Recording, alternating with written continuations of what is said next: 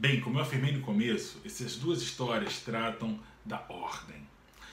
Para a gente entender melhor o que isso tem a ver com a experiência musical, com a beleza, uma pequena introdução aqui que eu acho que pode dar para a gente algumas ferramentas para continuar a nossa leitura.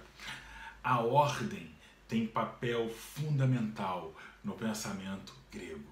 O universo, chamado de cosmos, é a ordenação de tudo que há, tudo que existe. Essa ordenação segue a um princípio ordenador, um comando, digamos, racional, lógico, como se fosse um discurso, uma fala que consegue dar significado, que dá explicação.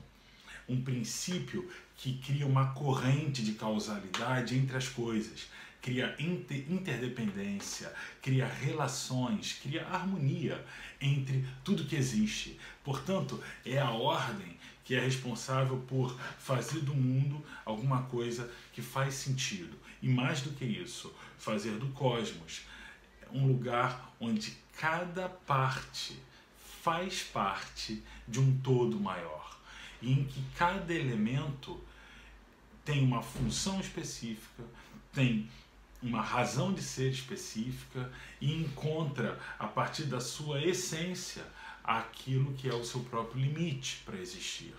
Ou seja, cada um no seu devido lugar, fazendo aquilo que lhe foi confiado, aquilo que lhe foi atribuído, aquilo que lhe foi ordenado. A gente reconhece isso na própria narrativa de criação ou de surgimento do universo, melhor descrito na teogonia do Hesíodo. Na teogonia, nós vemos uma sucessão de deuses e de criações, e que tem início com o caos. O caos, não como a gente imagina nas coisas desarrumadas, mas muito mais no sentido de desorganização, no sentido de que não há ali uma ordem, não há um organismo ali.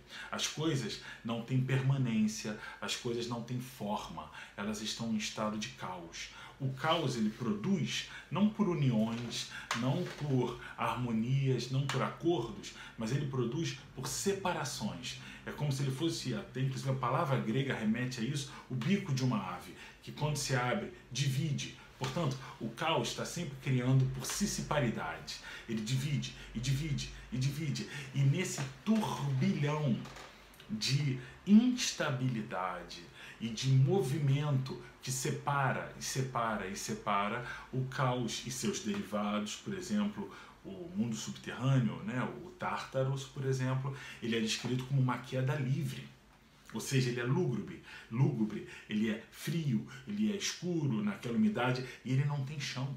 É um constante cair, um turbilhão de não cessar, de separar-se, de dividir-se. Portanto, falta ao caos o estabelecimento de uma base, de uma forma que seja estável, que garanta ali digamos, uma estrutura permanente, formal. E nesse sentido, o primeiro ente, Deus, que aparece ali é Gaia, é a Terra, é justamente o chão, é justamente a base para a criação do espaço, por exemplo. A partir daí você conhece a história de como Uranus cobria Gaia completamente, sexualmente, né? Ela estava completamente coberta nesse coito ininterrupto com Urano, e Urano sendo decepado por um dos filhos de Gaia que estava ali dentro, Cronos, e que não podia sair, nenhum dos filhos conseguia espaço. Cronos decepa seu pai Uranus, Uranus vai ao céu e do seu pênis, né, que cai sobre as águas, surgem na mistura com sangue as Eríneas, deusas da vingança, da punição, e de outro lado, com a espuma das águas, Afrodite, Vênus, deusa da beleza, do amor. Sucedem-se aí, né, gerações de deuses, e Cronos é um Deus que tem por característica, ele que é pai, que gera, que tem uma cria aí de filhos, ele é o tempo. E como o tempo, ele devora aquilo que ele cria. O tempo come seus filhos. Um desses filhos é Zeus, que combate seu pai Cronos, e numa guerra extraordinária entre uma primeira geração de deuses gigantes, titãs, e uma segunda, Zeus e sua trupe são vencedores. E Zeus estabelece ordem. Zeus estabelece a departamentalização. Ele institui que cada deus, cada entidade ali seja responsável por um determinado âmbito, seja o mundo inferior para o Hades, sejam os mares e oceanos para Poseidon, ele mesmo, Zeus, assume o controle do ar, do céu, ele com seu raio, né? Portanto, cada um no seu lugar, exercendo aquilo para o que foi criado.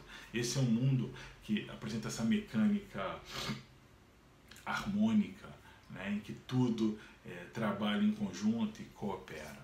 Essa era a visão de mundo grega. Claro que com a modernidade essa visão ela cai, as coisas não fazem sentido, as coisas não têm lugares permanentes, as coisas estão em constante transformação, e o homem que antes se via inserido nessa ordem cósmica, que se via como que um microcosmo, né? Ou seja, em analogia e em correspondência, em sintonia com uma ordem universal, esse homem se vê ali jogado à deriva, em que as coisas simplesmente não fazem sentido, as coisas não estão pré-ordenadas, e é dada ao homem uma liberdade de escolha e de movimento que lança o homem também em profunda angústia, em profundo desamparo, né?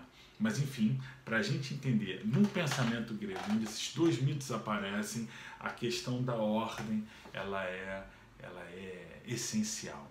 Essa é uma palavra introdutória só para facilitar a nossa leitura e as perspectivas que eu quero realçar com vocês a partir de agora, numa próxima parte, tá bom?